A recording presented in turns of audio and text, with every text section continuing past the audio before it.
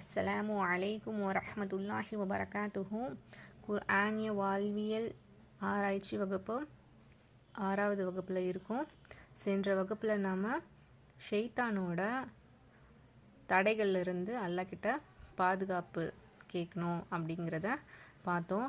இது வரைக்கும் 4 தகுதிகளை நம்ம பார்த்துருக்கோம். என்னென்னா, குர்ஆனை அணுகும்போது குர்ஆன் கிட்ட தாழ்ந்து பணிந்து அது சொல்கிறத முழுமையாக நம்ம உள்வாங்கிற மனநிலையோடு போகணும்.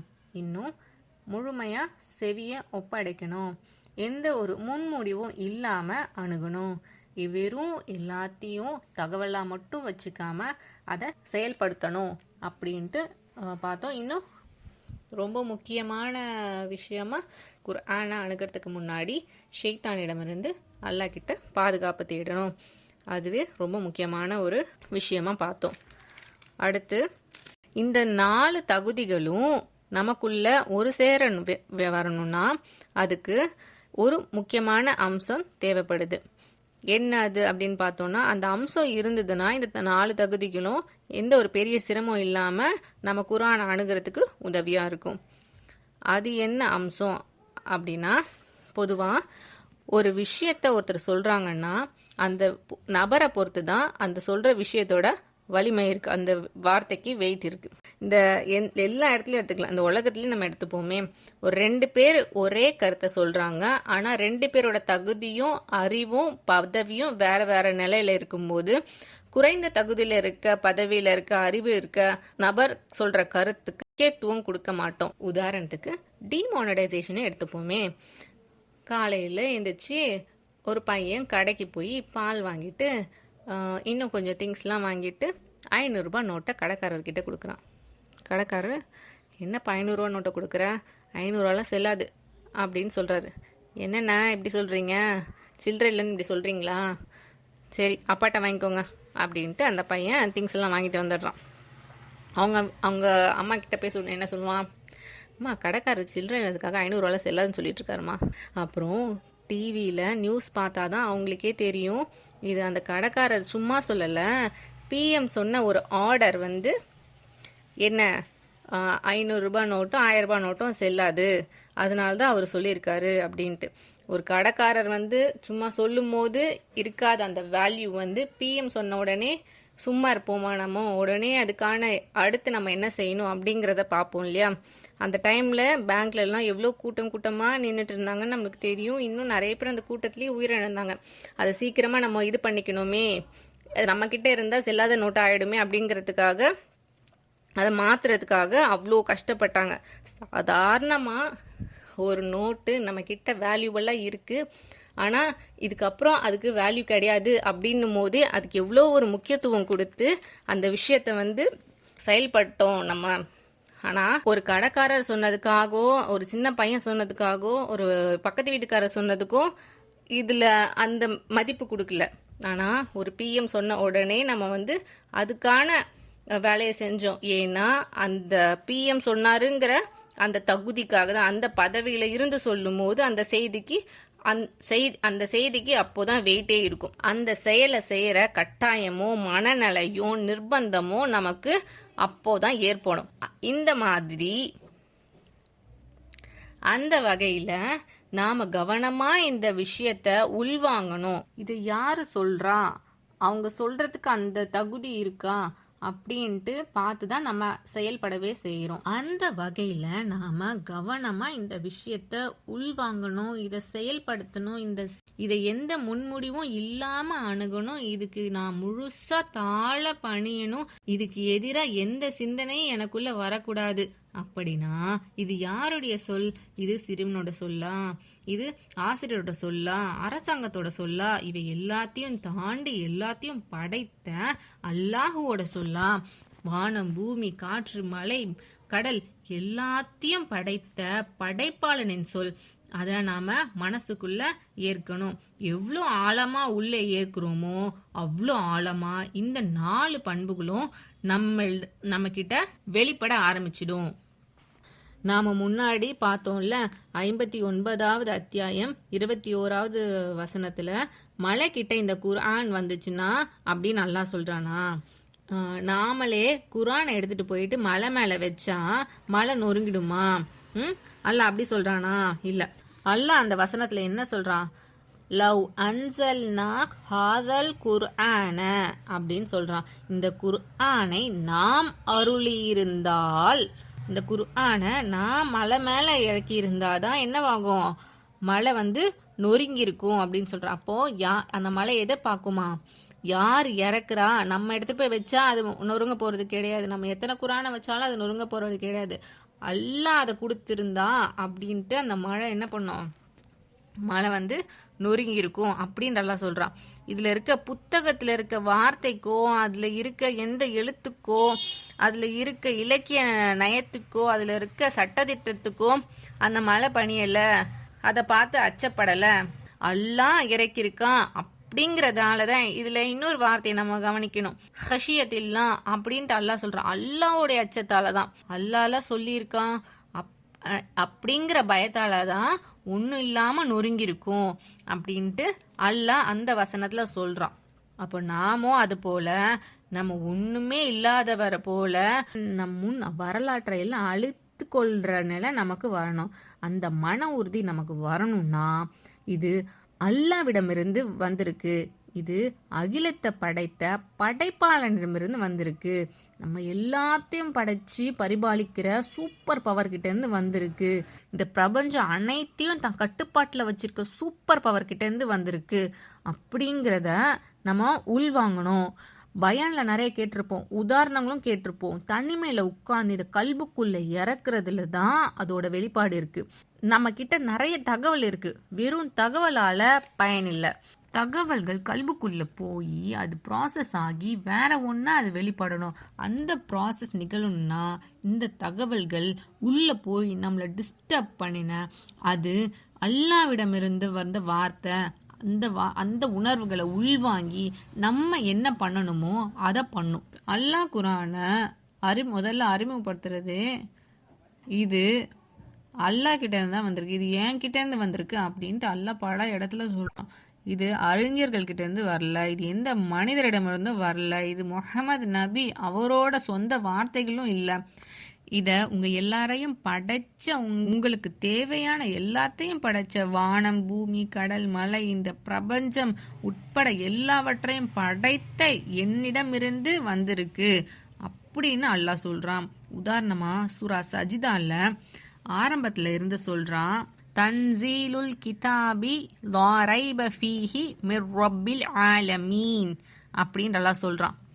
இது அகிலத்தின் இரட்சகனிடமிருந்து தான் இந்த வேதம் அருளப்பட்டிருக்கு, இதில் எந்த சந்தேகமும் இல்லை அப்படின்னு சொல்றான். லா ரைப ஃபீஹி அப்படின்னு அல்லாஹ் சொல்லிட்டான். அல்லாஹ்வே இதுல சந்தேகத்திற்கு இடமே இல்லை அப்படின்னு சொல்றான். இது ரப்புல் ஆலமீன் இத சொல்லிட்டு அடுத்த வசனத்துல அல்லாஹ் கேக்குறான், அம் யகூலு நஃப்தரா, இத இவர் இட்டு கட்டி விட்டாரா, இத முஹம்மது நபி அவரா சொல்லிட்டார் அப்படின்னு நீங்க சொல்றீங்களா? அடுத்து சொல்றான், பல் ஹுவல் ஹக்கு மிர் ரப்பிக், அவ்வாறில்லை, இது உமது இறைவனிடம் இருந்து வந்த உண்மை. எவ்வளவு கம்பீரமா அல்லாஹ் சொல்றான். இது உன் இறைவன் கிட்ட இருந்து வந்த ஹக்கு, சத்தியம், உண்மை. இது யாரோ சொன்னதில்ல, நான் சொல்றேன். அதுக்கு எவ்வளவு வெயிட் கொடுப்பியோ அதை கொடு. நமக்கு அல்லாஹ் சொல்ற வார்த்தையோட வலிமை புரியுதுல்ல, அந்த வார்த்தையோட கணத்தை உள்வாங்க முடியுது. இதே மாதிரி பல இடங்கள்ல அல்லாஹ் சொல்லிட்டே இருக்கான். சூரா ஹாக்கால 38வது வசனத்துல இருந்து கடைசி வரைக்கும், ஃபமா உகுசிமு பிமா துபுசிரூன், நீங்கள் பார்க்கின்றவற்றின் மீது சத்தியம் செய்கிறேன். வமா லா துபுசிரூன், நீங்கள் பார்க்காதவற்றின் மீதும் சத்தியம் செய்கிறேன். எவ்வளோ விஷயங்களை நாம் பார்க்குறோம், நம்ம கண்ணை வச்சுக்கிட்டு எவ்வளோ விஷயங்களை நம்ம பார்க்குறோம். வானம், கடல், பூமி, இன்னும் நிறைய அதிசயங்கள், அற்புதங்களை நம்ம கண்ணால் பார்க்குறோம். இன்னும் பார்க்காத விஷயங்கள் அதை விட அதிகமாக இருக்குது. வானத்துக்கு மேலே என்ன இருக்குது, கடலுக்குள்ளே என்ன இருக்குது, அதெல்லாம் நம்மளால் பார்க்க முடியல. அதன் மீதெல்லாம் அல்லாஹ் சத்தியம் செய்கிறான். இன்னும் அடுத்த வசனத்தில் அல்லாஹ் சொல்கிறான், இன்னஹு லகௌலு ரசூலின் கரீம், இது சங்கைக்குரிய தூதரின் சொல்லாகும். இது ஜிப்ரீல் அலைஹிஸ்ஸலாம் அவங்க தானே கொண்டு வந்தாங்க, அது அல்லாஹ் சொல்கிறான். வமா ஹுவ பிகௌலி ஷஈர். இது கவிஞரின் சொல்லல்ல. கவிதை மாதிரி இருக்கிறதால யாரோ கவிஞர்கிட்ட இருந்து இது வந்தது அப்படின்னு நினச்சிக்காதீங்க. எதுக மூனியாக இருக்குது அப்படிங்கிறதுனால அந்த மாதிரி அல்லாஹ் சொல்கிறான். இந்த எழுத்து நடையெல்லாம் வந்து இலக்கிய நடையெல்லாம் வந்து கவிதை மாதிரி இருக்கிறதுனால இது கவிஞர்கிட்டேருந்து வந்ததில்லை அப்படின்ட்டு அல்லாஹ் சொல்கிறான். கலீலம்மா தஅமினூன். குறைவாகவே சிந்திக்கிறீர்கள், குறைவாகவே படிப்பினை பெறுகிறீர்கள் அப்படின்ட்டு அல்லாஹ் சொல்கிறான். தன்சீலுல் மிர் ரப்பில் ஆலமீன். இது அகிலங்களின் இறைவனால் அருளப்பட்டது. வலவ் தகவ்வல அலைனா பாலல் அகாவீல். இவர் முஹம்மத் சில சொற்களை நம் மீது இட்டுக்கட்டியிருப்பார் என்றால் அல்லாஹ் எப்படி சொல்றான், ரசுல்லா அவரா சில சொற்களை சேர்த்து சொல்லி இருந்தா லஹதனா மின்ஹு பில் யமீன், வலக்கரத்தால் அவரை தண்டித்திருப்போம். சும்ம லகதஅனா மின்ஹுல் வதீன், அவரது நரம்பை துண்டித்திருப்போம். ஃபமா மின்கும் மின் அஹதன் அன்ஹு ஹாஜிசீன், அவரை விட்டு அதை தடுப்போர் உங்களில் எவரும் இல்லை. வ இன்னஹு லகதிரத்துன் லில் முத்தகீன், இறையச்சமுடையோருக்கு இது அறிவுரையாகும். வ இன்னஹு லஹஸ்ரத்துன் அலல் காஃபிரீன், இது இறை மறுப்பாளர்களுக்கு பெரும் கவலையாகவே இருக்கு. இது இறைவனோட சொல் இல்லைன்னு சொல்றதுக்கு என்னென்ன யூகம் ஏற்படுமோ, என்னென்ன சந்தேகம் வருமோ எல்லா வாசல்லையும் அல்லாவே அடைச்சி வச்சிருக்கான். எல்லா சந்தேகத்துக்கும் பதில் கொடுத்து இது இறைவேதம் தான் அப்படிங்கிறத தெளிவாக நிரூபித்திருக்கான். நாம் முன்னாடி நிறைய சான்றுகளை கேட்டிருப்போம் இது இறைவேதம் தான்னு. ஒரு சில சான்றுகள் இப்போது நம்ம நினைவுபடுத்திக்கலாம். இன்னும் அதை நம்ம உள்ளத்தை ஆழப்படுத்துறதுக்கும் ஆச்சரியப்படுத்துறதுக்கும் சில சான்றுகளை கேட்கும்போது இது இறைவனோட வார்த்தை தான் அப்படின்ட்டு நம்ம உள்ளத்தில் ஆழப்படுறதுக்காக இப்போது சில சான்றுகளை பார்க்கலாம். சூரா பக்கரால 143வது வசனத்தில் உங்களை நாம் நடுநிலை சமுதாயமாக ஆக்கினோம். இதில் நடுநிலை அப்படின்னு இந்த வார்த்தை இருக்குல்ல, அதுதான் நம்ம கவனிக்க வேண்டிய ஒரு விஷயம். இப்போ நம்மக்கிட்ட இருக்க குர்ஆனில் எண்கள் போடப்பட்டு இருக்குது. இந்த அத்தியாயம் இந்த வசனம் சொன்ன உடனே நமக்கு எடுப்பதற்கு எளிதாக இருக்குது. பிற்காலத்தில் தான் இந்த எண்கள்லாம் போடப்பட்டுச்சு. ஆனால் ரசூல்லா காலத்தில் அவங்க எழுதிவிருந்த குர்ஆனில் எண்களோ ஹரக்கத் குறியீடுகளோ இன்னும் சொல்லணும்னா புள்ளிகள் கூட இல்லாமல் இருந்துச்சு. பா தா சா நூன் அது எல்லாமே ஒரே வடிவில் தான் இருக்கும், ஆனால் புள்ளிகள் இல்லாமல் இருந்துச்சு. மொழி வழக்கு அவங்களுக்கு தெரிந்ததால் அந்த காலத்தில் வாழ்ந்த மக்களுக்கு அது படிக்கிறதுக்கு எந்த சிரமமும் இல்லாமல் இருந்துச்சு. ரசூல்லாவோட மரணத்திற்கு பிறகு ஏறத்தாழ 50 ஆண்டுகளுக்கு பிறகு தான் ஹஜ்ஜாஜ் பின் யூசுப் அவரோட ஆட்சியில் குர்ஆன் பிரதியில் எழுத்து சீர்திருத்தம் செஞ்சாங்க. அது என்னன்னா, உதாரணமாக பைத்துன் எடுத்தோன்னா பா யா தா மூணுத்துக்குமே ஒரே மாதிரியான ஷேப்பில் தான் இருக்கும். ஆனால் புள்ளிகள் இல்லாததுனால நம்மளுக்கு படிக்கிறதுக்கு சிரமமாக இருந்திருக்கும். அதே மாதிரி இருந்தா இந்த உலகத்தில் இருக்க எல்லாரும் இதை படிக்கிறதுக்கு எளிமையாக்கிறதுக்காக புள்ளிகள் சேர்க்கப்பட்டது. அதே போல் குறியீடுகளும் ஹரக்கத்துகளும் சேர்க்கப்பட்டுச்சு. அதே போல் அதுக்கு எண்களும் போடப்பட்டுச்சு. ரசூல்லாக்கு அல்லாஹ் முதல்ல இறக்குன வசனம் சூரா ஃபாத்திஹா இல்லை, ஆனால் அதுதான் நம்மளுக்கு முதல் அத்தியாயமாக இருக்குது. முதல்ல இறக்கப்பட்ட வசனம் இக்குர பிஸ்மி ரப்பிக அல்லதி ஹலக். சூரா அலக்கோட முதல் 5 வசனம் தான், ஆனால் நமக்கு அது 96வது அத்தியாயமாக இருக்குது. ரசூல்லாவோட மரணத்துக்கு முன்னாடியே ஜிப்ரீல் அலைஹிஸ்ஸலாம் வந்து இதுக்கு பின்னாடி இது வரும் இதுன்று அவங்க சரி செஞ்சுட்டு போயிட்டாங்க. இப்போது சூரா பக்கராவே எடுத்துப்போமே. இந்த சூரா கிட்டத்தட்ட 9-10 வருஷமாக எல்லாம் கொஞ்சம் கொஞ்சமாக இறக்குன சூரா இது. இன்னும் சொல்லணும்னா பக்கராவை மட்டும் இந்த 10 வருஷத்தில் இறக்கல, இடையில வேறு சூறாக்களும் இறக்கப்பட்டுச்சு. அதே மாதிரி லைனாக ஆர்டராகவும் எல்லாம் இறக்கல, மாறி இங்கே கொஞ்சம் அங்கே கொஞ்சம் அப்படி தான் இறக்குனான். சூரா பக்கரால 286 வசனங்கள் இருக்குது. இந்த 286 வசனங்களை எடுத்துக்கிட்டாலும் நடுநிலை சமுதாயம் அந்த வசனம் சூறாவோட சரி பாதி, அதாவது 143வது வசனமாக இருக்குது. நடுவில், அதுவும் நடுநிலை. நடுங்கிறது கரெக்டாக இந்த சூறாவோட நடுவில் இருக்குது. நம்பர் போடப்படாத காலத்திலேயே இப்படி ஒரு விஷயம் வருது, அதுவும் நடு அப்படின்ற சொல்கிற இடத்துல கரெக்டாக அந்த சூறாவோட நடுவில் இருக்குது. எவ்வளோ அறிவாளியாக இருந்தாலும் இதை சொல்கிறதுக்கு வாய்ப்பே இல்லை. இதில் ஒரு ஹிக்மத் இருக்குல்ல, இது வழிபாட்டுக்கோ வாழ்க்கைக்கோ வாழ்வியல் மாற்றத்துக்கோ எந்த சம்மந்தமும் இல்லை தான். செய்தியில் இருந்து நாம் என்ன புரிஞ்சுக்கிறோன்னா, இப்படி ஒரு செய்தியை எந்த மனுஷராலையும் சிந்தித்து உருவாக்க முடியவே முடியாது. 10 வருஷமாக இறக்கப்பட்டது, அதுவும் மாறி மாறி இறக்கப்பட்ட வசனங்களை நடுங்கிற வார்த்தை துல்லியமாக அந்த அத்தியாயத்தோட நடுவில் குறிப்பிடப்பட்டிருக்கு. இந்த உலகத்தில் எந்த ஒரு மனிதராலையும் இதை சொல்கிறதுக்கு வாய்ப்பே இல்லை, சாத்தியமும் இல்லை. இது மாதிரி சில துணுக்குகளை அல்லாஹ் குர்ஆனில் சிதறி வச்சிருக்கான். என்னை தவிர யாரால இப்படி ஒரு விஷயத்த சொல்ல முடியும்? அல்லாஹ் தன்னோட வல்லமையை ஒரு சின்ன எக்ஸாம்பிளில் சொல்லாமல் சொல்கிறான்.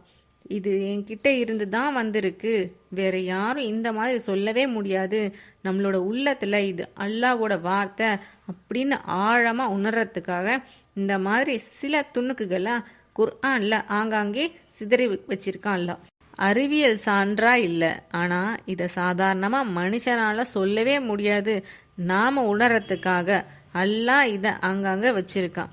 இன்னும் சில வசனங்களில் அறிவியல் சார்ந்த விஷயங்களையும் உள்ளடக்கும் செய்திகளையும் அல்லாஹ் குர்ஆனில் நிறைய பயன்படுத்தியிருக்கான். உதாரணமாக 33வது அத்தியாயம் 4வது வசனம், எந்த மனிதராயினும் அவருக்குள் 2 உள்ளங்களை அல்லாஹ் அமைக்கவில்லை. உங்கள் மனைவியரில் யாரை நீங்கள் தாயுடன் ஒப்பீடு செய்கிறீர்களோ அவர்களை உங்கள் அன்னையராக அவன் ஆக்கவில்லை. வளர்ப்பு பிள்ளைகளை உங்கள் புதல்வர்களாக அவன் ஆக்கவில்லை. இது உங்கள் வாய்மொழியால் நீங்கள் கூறிக்கொள்வதுதான். அல்லாஹ் உண்மையை கூறுகிறான், அவனே நேரான வழியில் செலுத்துகிறான். குர்ஆன் வசனத்தை படிக்கும்போது முதல்ல அது எந்த நோக்கத்துக்காக அல்லாஹ் சொல்கிறான் அப்படின்னு பார்க்கணும். அடுத்து அதில் மேலதிகமாக என்ன செய்தி இருக்குது அப்படின்னு பார்க்கணும். இந்த வசனத்தில் அல்லாஹ் என்ன சொல்கிறான்னா, ஒரு மனிதனுக்கு 2 மனநிலை இருக்க முடியாது. நேரெதிர் கருத்துக்கள் ஒரு கல்புக்குள்ள அடக்க முடியாது. உதாரணமாக, ஒரு மனிதரோட உள்ளத்தில் இஸ்லாமும் இறைமனுப்பும் 2மே ஒன்றா இருக்காது. உண்மையும் பொய்யும் ஒன்றா இருக்காது, ஒரே நேரத்தில் ஒன்றா இருக்காது. அதே போல் மனிதருக்கு 2 உள்ளங்களே அல்லாஹ் அமைக்கலை அப்படின்னு சொல்கிறான். இன்னும் இந்த விஷயத்தில் அடுத்ததாக என்ன சொல்கிறான்னா, அந்த காலத்தில் லிஹார்னு ஒரு நடைமுறை இருந்துச்சு. அது என்னன்னா, மனைவிடம் உன் முதுகு என் தாய் முதுகு போல அப்படின்னு சொல்கிறதால தாய்க்கு ஒப்பானவராக கருதி தம் மனைவியோட இணைய மாட்டாங்க.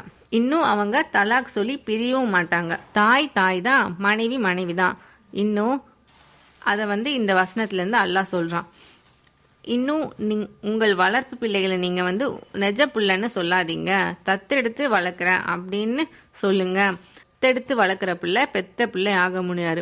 இன்னொருவரோட மகன் அவருக்கும் மகன் எனக்கும் மகன் எப்படி ஆக முடியும்? இன்னொருத்தரோட மகன் நான் தத்தெடுத்து வளர்க்குறேன் அப்படின்னு சொல்லுங்க அப்படின்ட்டு அல்லாஹ் இந்த வசனத்தில் அல்லாஹ் சொல்கிறான். 2 நேரெதிர் கருத்துக்கள் ஒரு சேர முடியாது அப்படிங்கிறத இந்த வசனத்தோட நோக்கமாக இருக்குது. இன்னும் அதுக்குள்ளே இருக்கிற ஆச்சரியமான தகவல் என்னன்னா, மா ஜாலல்லாஹு லி ரஜுலுன், சில மொழிபெயர்ப்பில் ரஜுலினுக்கு எந்த மனிதருக்கும் அப்படின்ட்டு இருக்கும். ஆனால் ரஜுலுன் அப்படின்னா, ரஜுல் மீன்ஸ் ஆண், ஒரு ஆணை குறிக்கும் சொல். ஆணை குறிக்கும் சொல்னா, இப்போ இது ஆணை குறிக்குதுன்னா அப்போது பெண்ணுக்கு 2 இதயம் இருக்குமா அப்படின்னு சிந்திக்கும் போது, ஒரு பெண் கருவுற்று இருக்கும்போது குறிப்பிட்ட காலம் வரை அந்த சிசுவோட இதயமும் சேர்த்து ஒரு பெண்ணால் 2 இதயம் ஒன்றா இருக்க முடியுது. ஆனால் இது ஆணுக்கு இருக்க வாய்ப்பில்லை அப்படிங்கிறத பர்டிகுலராக அல்லாஹ் இந்த வார்த்தையை வச்சு சொல்கிறான்.